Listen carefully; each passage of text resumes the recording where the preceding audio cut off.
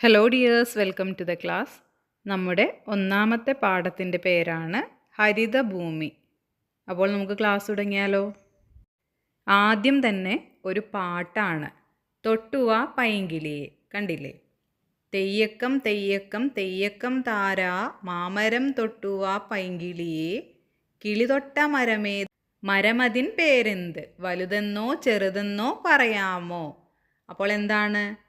തെയ്യക്കം തെയ്യക്കം തെയ്യക്കം താരാ മാമരം തൊട്ടുവാ പൈങ്കിളിയെ. മാമരം എന്ന് പറഞ്ഞാൽ വലിയ മരം, തൊട്ടുവാ പൈങ്കിളിയെ എന്നാണ് പറയുന്നത്. കിളി തൊട്ട മരമേത്, ആ മരത്തിൻ്റെ പേരെന്ത്, അതുപോലെ തന്നെ അത് വലുതെന്നോ ചെറുതെന്നോ പറയാമോ എന്നാണ് ചോദിക്കുന്നത്. തെയ്യക്കം തെയ്യക്കം തെയ്യക്കം താരാ പൂവൊന്നു തൊട്ടുവാ പൈങ്കിളിയെ, കിളിതൊട്ട പൂവേത്, പൂവിൻ്റെ പേരെന്ത്, പൂവതിൻ നിറമെന്ത് പറയാമോ? അടുത്തത് കിളിയോട് പറയുന്നത് പൂവ് തൊടാനാണ്. പൂവ് ഏതാണ്, അതിൻ്റെ പേരെന്താണ്, നിറമെന്താണ്, ഇതൊക്കെയാണ് ചോദിക്കുന്നത്. തെയ്യക്കം തെയ്യക്കം തെയ്യക്കം താരാ ഇലയൊന്നു തൊട്ടുവാ പൈങ്കിളിയെ, കിളി തൊട്ട ഇലയേത്, ഇലയതിൻ പേരെന്ത്, ഇലതന്നാകൃതി പറയാമോ?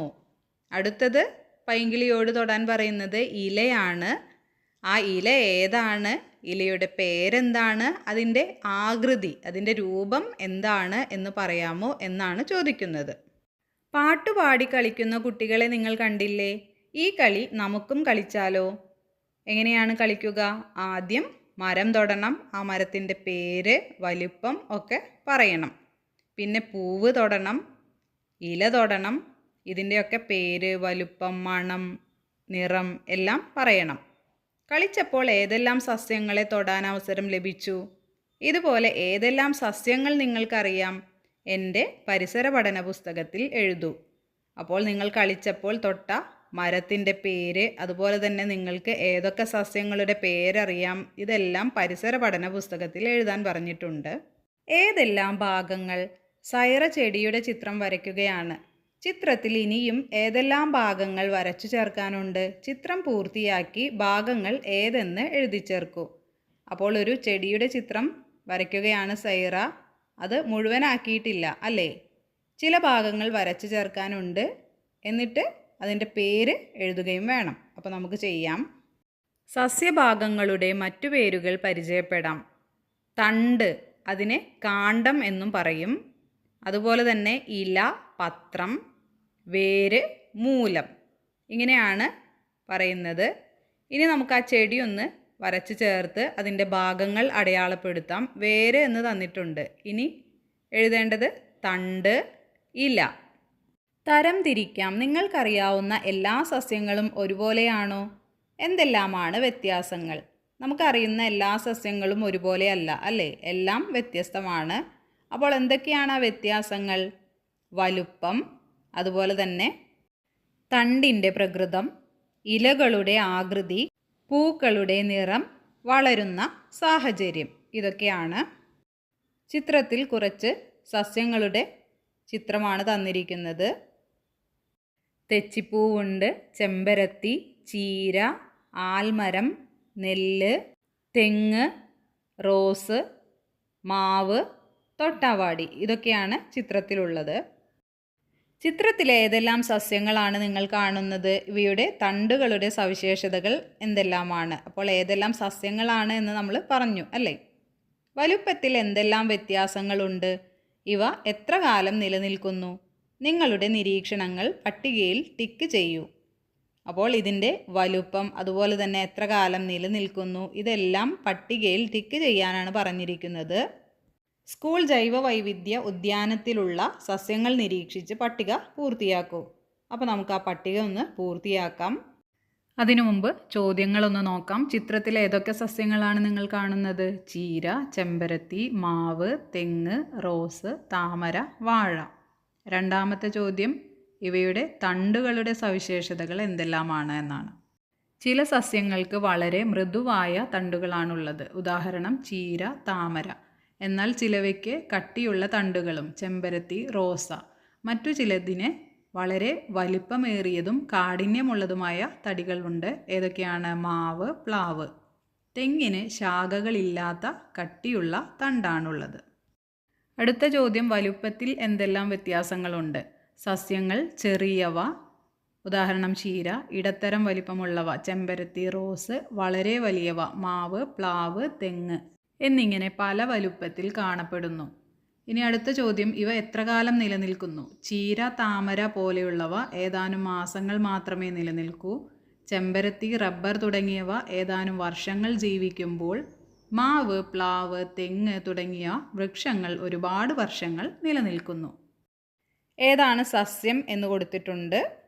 അപ്പോൾ തണ്ട് നോക്കി മൃദുവായതാണോ, കാഠിന്യമുള്ളതാണോ, വളരെ കാഠിന്യമുള്ളതാണോ എന്ന് എഴുതണം. അതുപോലെ തന്നെ വലിപ്പം ചെറുതാണോ, ഇടത്തരമാണോ, വളരെ വലുതാണോ എന്ന് എഴുതണം. ഇനി അത് നിലനിൽക്കുന്ന കാലത്തിനനുസരിച്ച് മാസങ്ങൾ, വർഷങ്ങൾ, വളരെയധികം വർഷങ്ങൾ ഇതെല്ലാം ചെയ്തു തീർക്കണം. അപ്പോൾ ആദ്യത്തേത് ചീരയാണ്. തണ്ട് മൃദുവായതാണ് അല്ലേ?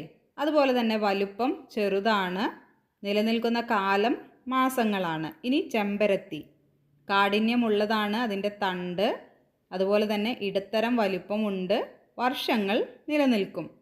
ഇനി മാവ് വളരെ കാഠിന്യമുള്ളതാണ്, അതിൻ്റെ തണ്ട് അല്ലേ?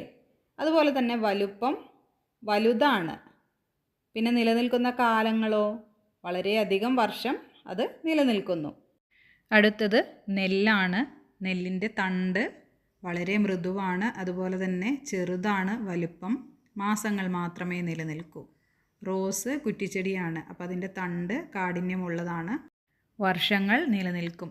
ഇനി ആൽമരമാണ് അല്ലേ? വളരെ കാഠിന്യമുള്ളതാണ് തണ്ട്, അതുപോലെ തന്നെ വലുപ്പം വലുതാണ്, വളരെ വർഷങ്ങൾ നിലനിൽക്കും. തൊട്ടാവാടി ഔഷധിയാണ് അല്ലേ? അപ്പോൾ മൃദുവായ തണ്ടാണ്, അതുപോലെ തന്നെ ചെറുപ്പമാണ്, നിലനിൽക്കുന്നത് മാസങ്ങൾ മാത്രമാണ്. തെച്ചി കുറ്റിച്ചെടിയാണ്, തണ്ട് കാഠിന്യമുള്ളതാണ്, അതുപോലെ തന്നെ വലുപ്പം ഇടത്തരമാണ് അല്ലേ? പിന്നെ അതിൻ്റെ നിലനിൽക്കുന്ന കാലം എന്ന് പറയുന്നത് വർഷങ്ങളാണ്. ഇനി തെങ്ങാണ്. തെങ്ങ് മരമാണ്, വളരെ കാഠിന്യമുള്ളതാണ് അതിൻ്റെ തണ്ട്, അതുപോലെ തന്നെ വലുപ്പം എന്ന് പറയുന്നത് വലുതാണ്, നിലനിൽക്കുന്ന കാലം വളരെ അധികം വർഷങ്ങൾ നിലനിൽക്കുന്നു. പട്ടികയിൽ നിന്ന് എന്തെല്ലാം മനസ്സിലായി? സവിശേഷതകൾക്കനുസരിച്ച് സസ്യങ്ങളെ തരംതിരിക്കുന്നതിനെ പറ്റി ചീരയും മാവും ചെമ്പരത്തിയും പറയുന്നത് എന്താണെന്ന് ശ്രദ്ധിക്കൂ. എന്നെയും എൻ്റെ കൂട്ടുകാരെയും ഔഷധികൾ എന്നാണ് വിളിക്കുക. ഞങ്ങളുടെ പ്രത്യേകതകൾ എഴുതൂ. അപ്പോൾ ചീര പറയാണ്, എന്നെയും എൻ്റെ കൂട്ടുകാരികളെയും ഔഷധികൾ എന്നാണ് വിളിക്കുക. ഞങ്ങളുടെ പ്രത്യേകത എന്ന് പറയുന്നത് തണ്ട് മൃദുവാണ്, ആഴത്തിൽ വേരോട്ടമില്ല, വളരെ കുറഞ്ഞ ആയുസ്സേ ഉള്ളൂ. വളരെ ഉയരത്തിൽ വളരുന്ന ഞങ്ങളെ അറിയില്ലേ? ഞങ്ങളാണ് മരങ്ങൾ. അപ്പോൾ മാവ് പറയാണ്, വളരെ ഉയരത്തിൽ വളരുന്ന ഞങ്ങളാണ് മരങ്ങൾ. ഞങ്ങളുടെ പ്രത്യേകതകൾ കൂടി എഴുതൂ. എന്തൊക്കെയാണ് പ്രത്യേകത? വളരെ കാഠിന്യമുള്ള തണ്ടാണ്, പിന്നെ നല്ല ഉയരമുള്ളവയാണ്, വലിയ ശാഖകളുണ്ട്, ആഴത്തിൽ ഇറങ്ങിയ വേരുകൾ. ഇനി ചെമ്പരത്തി പറയുന്നത് നോക്കൂ. തണ്ടുകൾക്ക് കടുപ്പമുണ്ടെങ്കിലും ഞങ്ങളും ചെറിയ ചെടികളാണ്, ഞങ്ങളെ കുറ്റിച്ചെടികൾ എന്നാണ് വിളിക്കുന്നത്. ഞങ്ങളുടെ പ്രത്യേകതകൾ എഴുതൂ. അപ്പോൾ ചെമ്പരത്തി പോലെയുള്ള ചെടികളെ കുറ്റിച്ചെടികൾ എന്നാണ് വിളിക്കുന്നത്. അതിൻ്റെ പ്രത്യേകത എന്ന് പറയുന്നത് കട്ടിയുള്ള തണ്ടാണ്, പിന്നെ നിലത്തുനിന്ന് ശാഖകൾ പൊട്ടുന്നു, മരങ്ങളെക്കാൾ ഉയരം കുറവാണ്. ചീര, ചെമ്പരത്തി, മാവ് എന്നിവയുടെ കൂട്ടത്തിൽപ്പെട്ടവർ ആരെല്ലാമായിരിക്കും? പട്ടിക പൂർത്തിയാക്കൂ. അപ്പോൾ ഔഷധികൾ ഏതൊക്കെയാണ്, കുറ്റിച്ചെടികൾ ഏതൊക്കെയാണ്, മരങ്ങൾ ഏതൊക്കെയാണ്? അപ്പോൾ ഒരു പട്ടിക തയ്യാറാക്കാനാണ് പറഞ്ഞിരിക്കുന്നത്. നമുക്ക് എഴുതി നോക്കാം. ഔഷധിക്ക് ഉദാഹരണം ചീര, തഴുതാമ, മുക്കുറ്റി. ഇനി കുറ്റിച്ചെടികൾക്ക് ഉദാഹരണം ചെമ്പരത്തി, റോസ്, തെച്ചി. മരങ്ങൾക്ക് ഉദാഹരണം മാവ്, പ്ലാവ്, തെങ്ങ്. ചേർത്ത് വരയ്ക്കൂ. കണ്ടില്ലേ, കുറച്ച് ചെടികൾ തന്നിട്ടുണ്ട്. ഏതൊക്കെയാണ്? കുറ്റിച്ചെടികൾ, ഔഷധികൾ, മരങ്ങൾ. അതിന് നേരെയാണ് വരയ്ക്കേണ്ടത്. അപ്പോൾ നമുക്ക് വരച്ചു ചേർക്കാം. വള്ളിച്ചെടികൾ. കൂട്ടുകാരെ, ഞങ്ങൾ വള്ളിച്ചെടികൾ. ഞങ്ങളും ഇവിടെയുണ്ടേ. അപ്പോൾ ആരാണ് വള്ളിച്ചെടികൾ? താഴെ ഇങ്ങനെ പടർന്ന് വളരുന്നവയാണ്. കണ്ടില്ലേ? മത്തയാണ് പറയുന്നത് ഞങ്ങൾ വള്ളിച്ചെടികൾ ഞങ്ങളും ഇവിടെയുണ്ട് എന്ന്. എന്തെല്ലാമാണ് ഈ സസ്യങ്ങളുടെ പ്രത്യേകതകൾ? എഴുതി നോക്കൂ. വള്ളികളായി പടരുന്നു, അതുപോലെ തന്നെ നിവർന്നു നിൽക്കാൻ കഴിയില്ല, താങ്ങുകളിൽ പറ്റിപ്പിടിച്ച് മുകളിലേക്ക് വളരുന്നു, ചിലവ നിലത്ത് പടർന്നു വളരുന്നു. പരിസരം നിരീക്ഷിച്ച് വള്ളിച്ചെടികൾക്ക് കൂടുതൽ ഉദാഹരണങ്ങൾ കണ്ടെത്തി എഴുതൂ. അപ്പോൾ ഏതൊക്കെയാണ് വള്ളിച്ചെടികൾ?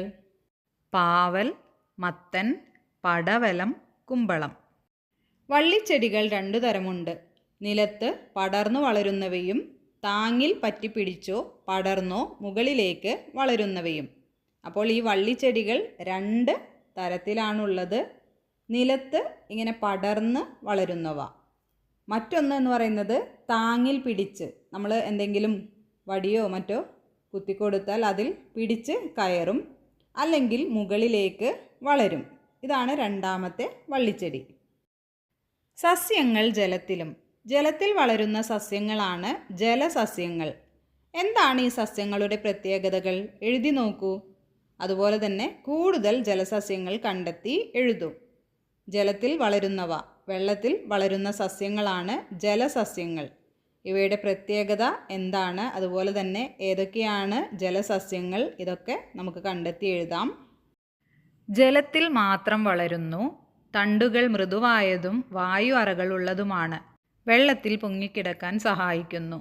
ഇലകളിൽ മെഴുകുപോലെയുള്ള ആവരണം ഉള്ളതിനാൽ വെള്ളത്തിൽ കിടന്നാലും ചീഞ്ഞുപോകില്ല. കൂടുതൽ ജലസസ്യങ്ങൾ: താമര, ആമ്പൽ, കുളവാഴ, ആഫ്രിക്കൻ പായൽ. ഇതൊക്കെയാണ്. വിത്തിനുള്ളിലെ ജീവൻ.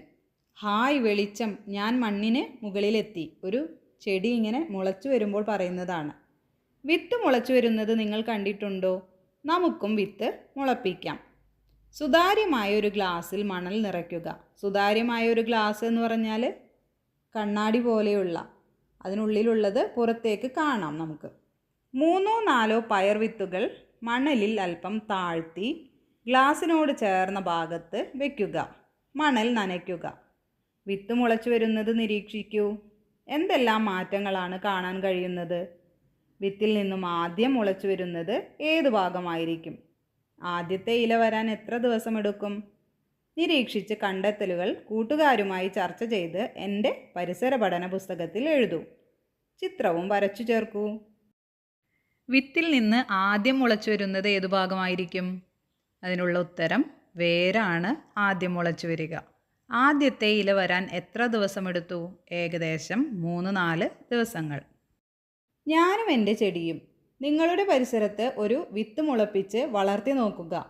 വെളിച്ചമുള്ളിടത്ത് വേണം വിത്ത് നടാൻ. വിത്ത് മുളച്ച് ചെടി വളരുമ്പോൾ ആവശ്യത്തിന് വളവും നൽകണം. സസ്യത്തിൽ കൂടുതൽ ഇലകൾ വരുന്നതും തണ്ടു വളരുന്നതും പൂക്കൾ വിരിയുന്നതും കായ്കൾ ഉണ്ടാകുന്നതുമൊക്കെ നിരീക്ഷിക്കണേ. നൽകിയിരിക്കുന്ന മാതൃകയിൽ ഒരു പ്രവർത്തന റിപ്പോർട്ട് ചിത്രസഹിതം തയ്യാറാക്കും. അപ്പോൾ നിങ്ങളോടും ഒരു വിത്ത് മുളപ്പിച്ച് അതിന് വെള്ളമൊഴിച്ച് വളം കൊടുത്ത് അതിനെ വളർത്തി അതിന് ഇലകൾ വരുന്നതും തണ്ട് വളരുന്നതും പൂക്കൾ വിരിയുന്നതും കായ്കൾ ഉണ്ടാകുന്നതുമൊക്കെ നിരീക്ഷിക്കാനാണ് പറഞ്ഞിരിക്കുന്നത്. എന്നിട്ട് താഴെ തന്നിരിക്കുന്ന ആ ഒരു മാതൃകയിൽ പ്രവർത്തന റിപ്പോർട്ട് ചിത്രസഹിതം തയ്യാറാക്കാനാണ് പറഞ്ഞിരിക്കുന്നത്. അതിലെന്തൊക്കെയാണുള്ളത്? വിത്തിൻ്റെ പേര്, വിത്ത് നട്ട തീയതി, മുള വന്ന ദിവസം, ആദ്യം ഇലകൾ വന്ന തീയതി, 7 ദിവസം കഴിഞ്ഞപ്പോൾ ചെടിക്കുണ്ടായ വ്യത്യാസങ്ങൾ. അതെന്തൊക്കെ വ്യത്യാസമാണ്? ഉയരത്തിൽ വന്ന വ്യത്യാസം, വണ്ണത്തിൽ, ഇലകളുടെ എണ്ണത്തിൽ, പിന്നെ പൂ വന്ന തീയതി, കായ് വന്ന തീയതി. ഇതെല്ലാം എഴുതണം. ഒരു പയർ ചെടി നട്ടതായിട്ടുള്ള മാതൃകാ റിപ്പോർട്ടാണ്. വിത്തിൻ്റെ പേര്, പയർ വിത്ത്, വിത്ത് നട്ട തീയതി, നടുന്ന ദിവസം എഴുതണം. മുള വന്ന ദിവസം 2ാമത്തെ ദിവസം, ആദ്യം ഇല വിരിഞ്ഞ തീയതി 4ാമത്തെ ദിവസം, 2 ഇലകൾ വന്ന തീയതി 5ാമത്തെ ദിവസം, 10 ദിവസം കഴിഞ്ഞപ്പോൾ ചെടിയിലുണ്ടായ വ്യത്യാസങ്ങൾ. ഉയരത്തിൽ ചെടി നല്ലതുപോലെ നീളം വെച്ചു, വണ്ണത്തിൽ തണ്ടിന് കട്ടിയും ബലവും കൂടി, ഇലകളുടെ എണ്ണത്തിൽ കൂടുതൽ ഇലകൾ വന്നു, ഏകദേശം 6-8 ഇലകൾ. പൂവിട്ട തീയതി ഏകദേശം 30-35 ദിവസങ്ങൾക്ക് ശേഷം. കായ് വന്ന തീയതി പൂവിട്ട് 5-7 ദിവസങ്ങൾക്ക് ശേഷം. വിത്തിൽ നിന്നല്ലാതെയും ചെടികൾ. ഈ കറിവേപ്പിൻ്റെ വേരിൽ നിന്നുണ്ടായ തൈകളാണിതെല്ലാം. അപ്പോൾ ഒരു കുട്ടി പറയുന്നത് നോക്കൂ, ഈ കറിവേപ്പിൻ്റെ വേരിൽ നിന്ന് ഉണ്ടായ തൈകളാണ് ഇതെല്ലാം എന്ന്. അപ്പോൾ കറിവേപ്പിൻ്റെ വേരിൽ നിന്ന് പുതിയ പുതിയ തൈകൾ ഉണ്ടാകും. ഇലമുളച്ചിയുടെ തൈകൾ ഇലയിൽ നിന്നാണല്ലോ ഉണ്ടാകുന്നത്. അപ്പോൾ മറ്റൊരു കുട്ടി പറയുകയാണ്, ഇലമുളച്ചിയുടെ തൈകൾ, പുതിയ തൈകൾ ഉണ്ടാകുന്നത് അതിൻ്റെ ഇല മുളച്ചിട്ടാണ് എന്ന്. സ്കൂൾ ജൈവ വൈവിധ്യ ഉദ്യാനം വിപുലീകരിക്കുന്നതിനായി സൈറയും കൂട്ടരും ചെത്തി, ചെമ്പരത്തി, നിശാഗന്ധി, റോസ്, മത്തൻ, മാവ്, മുല്ല, കടപ്ലാവ് തുടങ്ങിയവ നടാൻ തീരുമാനിച്ചു. നടുന്ന ഭാഗം അനുസരിച്ച് ഇവയെ തരംതിരിച്ച് എഴുതുക. ഓരോ ഇനത്തിലും പെട്ട കൂടുതൽ ചെടികൾ കണ്ടെത്തി എഴുതൂ. സ്കൂളിൽ നടാനെടുത്തത് ഏതൊക്കെയാണ്? ചെത്തി, ചെമ്പരത്തി, നിശാഗന്ധി, റോസ്, മത്തൻ, മാവ്, മുല്ല, കടപ്ലാവ് ഇതൊക്കെയാണ്. അപ്പോൾ ഏതൊക്കെ ഭാഗങ്ങളാവും നടാനെടുത്തിട്ടുണ്ടാവുക? വിത്താണോ, വേരാണോ, കാണ്ഡമാണോ, ഇലയാണോ? നമുക്ക് കണ്ടെത്തി എഴുതാം. തന്നിരിക്കുന്നതിൽ വിത്തിട്ട് മുളപ്പിക്കുന്നത് മത്തൻ, മാവ്, വേരിൽ നിന്ന് പുതിയ സസ്യങ്ങളുണ്ടാകുന്നത് കടപ്ലാവ്, കാണ്ഡം അല്ലെങ്കിൽ തണ്ട് കുത്തി പുതിയ ചെടി ഉണ്ടാക്കുന്നത് ചെമ്പരത്തി, റോസ്, ചെത്തി, മുല്ല ഇതൊക്കെയാണ്. ഇല മുളച്ചുണ്ടാകുന്നത് നിശാഗന്ധി. തന്നിരിക്കുന്നത് കൂടാതെ കുറച്ച് സസ്യങ്ങളുടെ പേരുകൾ കൂടി ഉൾപ്പെടുത്തിയിട്ടുണ്ട്. വിത്ത് മുളച്ചുണ്ടാകുന്നത് മത്തൻ, മാവ്, പയറ്, വെണ്ട. ഇനി വേരിൽ നിന്ന് കടപ്ലാവ്, കറിവേപ്പ്, ശതാവരി. തണ്ടിൽ നിന്ന് ചെമ്പരത്തി, റോസ്, ചെത്തി, മുല്ല, മരച്ചീനി. ഇലമുളച്ച് നിശാഗന്ധി, ഇലമുളച്ചി. സസ്യഭാഗങ്ങളും ധർമ്മങ്ങളും. സസ്യത്തിന് എന്തിനാണ് വിവിധ ഭാഗങ്ങൾ? എല്ലാ ഭാഗങ്ങൾക്കും പ്രാധാന്യമില്ലേ? അപ്പോൾ സസ്യത്തിന് വിവിധ ഭാഗങ്ങളുണ്ട്. അതൊക്കെ എന്തിനാണ്? എല്ലാ ഭാഗങ്ങൾക്കും പ്രാധാന്യമില്ലേ എന്നാണ് ചോദിക്കുന്നത്. 3 ടെസ്റ്റ് ട്യൂബുകൾ എടുത്ത് സ്റ്റാൻഡിൽ വയ്ക്കുക. ഒന്നാമത്തെ ടെസ്റ്റ് ട്യൂബിൽ വെള്ളം നിറയ്ക്കുക. രണ്ടാമത്തെ ടെസ്റ്റ് ട്യൂബിൽ ചുവപ്പ് മഷി ചേർത്ത വെള്ളം അതേ അളവിൽ നിറയ്ക്കുക. വെള്ളത്തിൻ്റെ അളവ് രേഖപ്പെടുത്തുക. മൂന്നാമത്തെ ടെസ്റ്റ് ട്യൂബ് ജലമില്ലാതെ വയ്ക്കുക. അപ്പോൾ 3 ടെസ്റ്റ് ട്യൂബ് എടുത്ത് ഒന്നിൽ വെള്ളം നിറയ്ക്കണം. രണ്ടാമത്തേതിൽ ചുവപ്പ് മഷി നിറച്ച വെള്ളം വേണം നിറയ്ക്കാൻ. അതുപോലെ തന്നെ മൂന്നാമത്തേതിൽ വെള്ളം നിറയ്ക്കരുത്. വേര് പൊട്ടിപ്പോകാത്തതും ഒരേ വലിപ്പത്തിലുള്ളതുമായ 3 മഷിത്തണ്ട് ചെടികൾ എടുത്ത് 10 മിനിറ്റ് വെയിലത്ത് വെച്ചതിന് ശേഷം ടെസ്റ്റ് ട്യൂബുകളിലേക്ക് ഇറക്കി വയ്ക്കുക. ടെസ്റ്റ് ട്യൂബുകൾ സൂര്യപ്രകാശം ലഭിക്കുന്ന സ്ഥലത്ത് വയ്ക്കുക. അപ്പോൾ ടെസ്റ്റ് ട്യൂബ് റെഡിയായതിന് ശേഷം 3 മഷിത്തണ്ടിൻ്റെ വേര് മുറിയാത്ത ചെടികൾ എടുത്ത് കുറച്ച് സമയം വെയിലത്ത് വെച്ച് അത് ടെസ്റ്റ് ട്യൂബിൽ വയ്ക്കുക. എന്നിട്ട് ഈ ടെസ്റ്റ് ട്യൂബുകൾ സൂര്യപ്രകാശം ലഭിക്കുന്ന സ്ഥലത്ത് വയ്ക്കണം.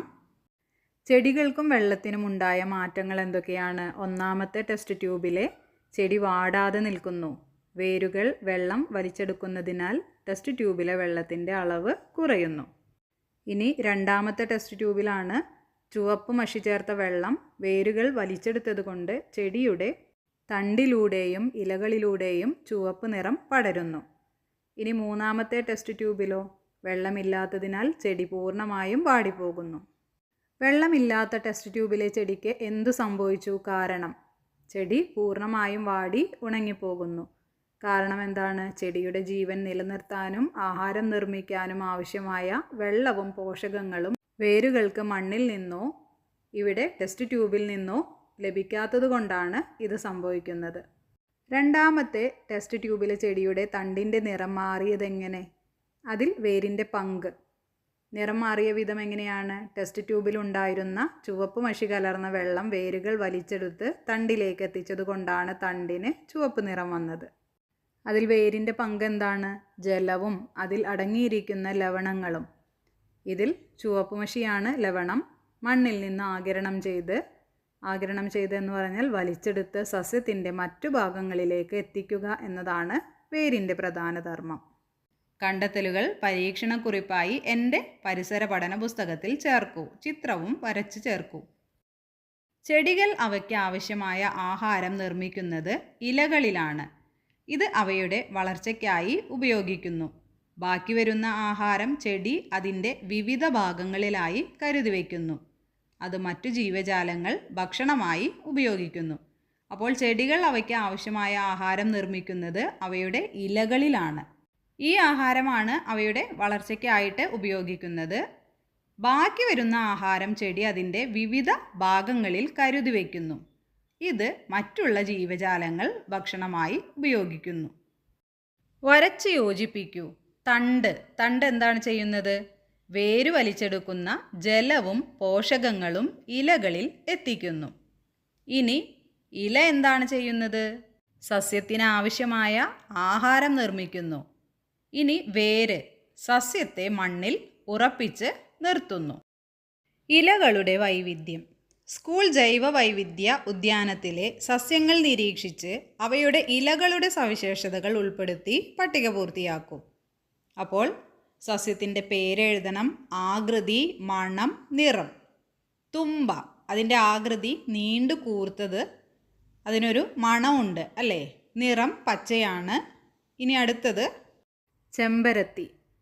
ഇല എങ്ങനെയാണ്? വട്ടത്തിൽ, അഗ്രം കൂർത്തത്, മണമില്ല, പച്ച നിറം. കറിവേപ്പ്, ചെറിയ അണ്ഡാകൃതി എന്ന് പറഞ്ഞാൽ നമ്മുടെ മുട്ടയുടെയൊക്കെ ആകൃതി, നല്ല മണമുണ്ട്, കടും പച്ച. പ്ലാവ്, വലിയ അണ്ഡാകൃതി, അതിന് മണമില്ല, കടും പച്ച നിറത്തിലാണ്. പുതിന, ചെറിയ വട്ടാകൃതി, കടുപ്പമുള്ള മണമുണ്ട്, ഇളം പച്ച. എന്തെല്ലാം വ്യത്യാസങ്ങളാണ് കണ്ടെത്തിയത്? എഴുതി നോക്കൂ. നിറത്തിൽ വൈവിധ്യമുണ്ട്, അതുപോലെ തന്നെ ഇലകളുടെ ആകൃതി വ്യത്യസ്തമാണ്. ചില ഇലകൾക്ക് പ്രത്യേക മണമുണ്ട്, ചിലതിന് മണമില്ല. ഇലകളുടെ വലിപ്പത്തിലും ഘടനയിലും വ്യത്യാസമുണ്ട്. ഇലകൾ പേപ്പറിന് അടിയിൽ വെച്ച് ക്രയോൺസ് ഉപയോഗിച്ച് പകർത്തി ഇലയുടെ രേഖാചിത്രങ്ങൾ വരയ്ക്കൂ. പാറ്റേണുകൾ നിരീക്ഷിക്കൂ. ഇലരൂപങ്ങൾ. വിവിധ തരം ഇലകൾ കൊണ്ടുണ്ടാക്കിയ ജീവികളുടെ രൂപങ്ങൾ നോക്കൂ. ഇതുപോലെ നമുക്കും നിർമ്മിക്കാം. ഇല ഉപയോഗിച്ച് ജീവികളെ നിർമ്മിച്ചിരിക്കുന്നതാണ് കാണുന്നത്. ഇതുപോലെ നമ്മളോടും ഉണ്ടാക്കാൻ പറഞ്ഞിട്ടുണ്ട്. നമുക്കുണ്ടാക്കി നോക്കാം. പൂക്കളിലെ വൈവിധ്യം. എൻ്റെ പൂക്കൾ പറിക്കരുതേ, തുമ്പയാണ് പറയുന്നത് അല്ലേ? പൂ പറിക്കരുത് എന്ന് ചെടി പറയുന്നത് എന്തുകൊണ്ടാകാം? പൂക്കൾ കൊണ്ട് ആർക്കെല്ലാം എന്തെല്ലാം പ്രയോജനങ്ങളുണ്ട്? എഴുതൂ.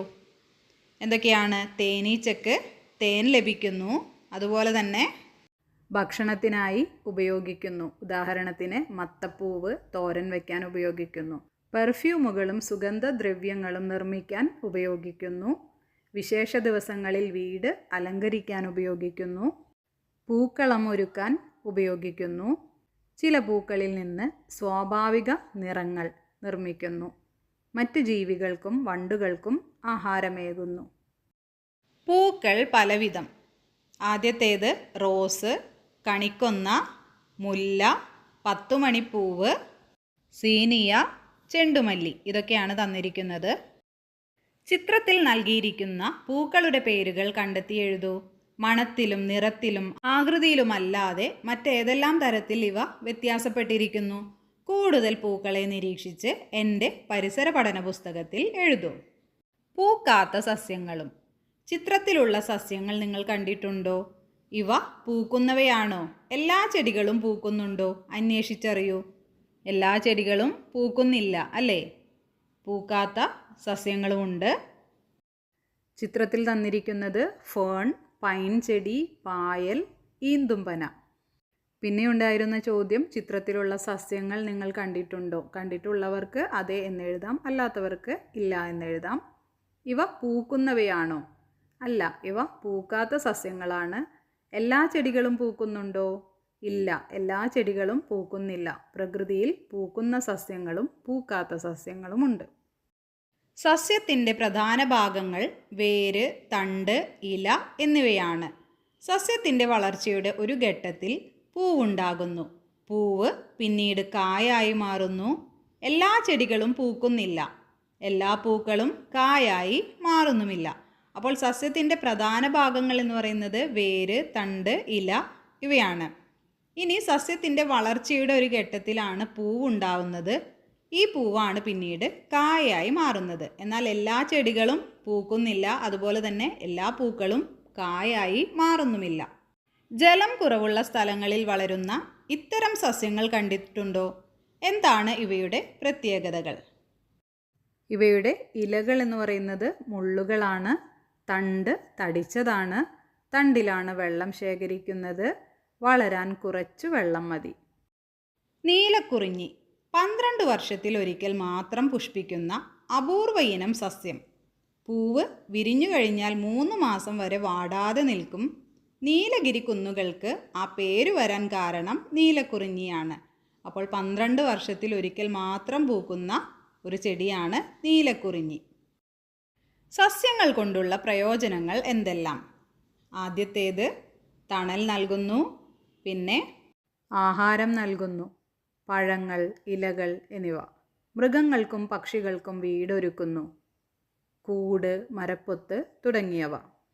ശുദ്ധവായു നൽകുന്നു, മഴ പെയ്യാൻ സഹായിക്കുന്നു, മണ്ണൊലിപ്പ് തടയുന്നു, പരിസരത്തിന് ഭംഗി നൽകുന്നു, വിറക് നൽകുന്നു, മരുന്നുകൾ ഉണ്ടാക്കാൻ സഹായിക്കുന്നു.